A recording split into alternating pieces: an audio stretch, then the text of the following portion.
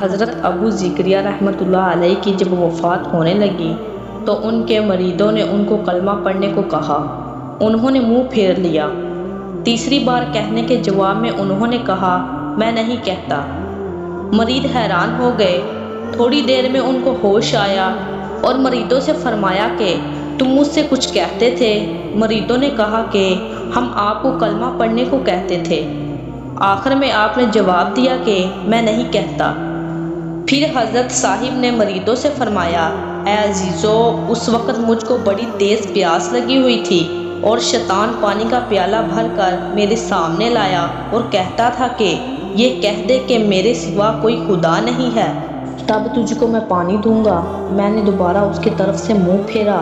تیسری بار میں نے اس کو جواب دیا کہ میں نہیں کہتا۔ بس وہ بے ایمان بے امید ہو کر بھاگ گیا۔ اللہ تعالیٰ نے اس وقت کے امتحان میں میری مدد فرمائی اور دشمن سے مجھ کو بچایا۔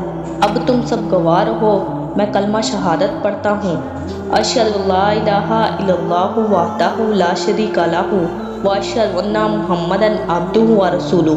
کلمہ پڑھتے ہی اللہ کو پیارے ہو گئے۔ سبحان اللہ، کیا مبارک موت ہے اللہ تعالیٰ کے پیارے بندوں کی۔ اے انسان، تو بھی خدا سے ڈر اور اللہ والوں سے سبق حاصل کر۔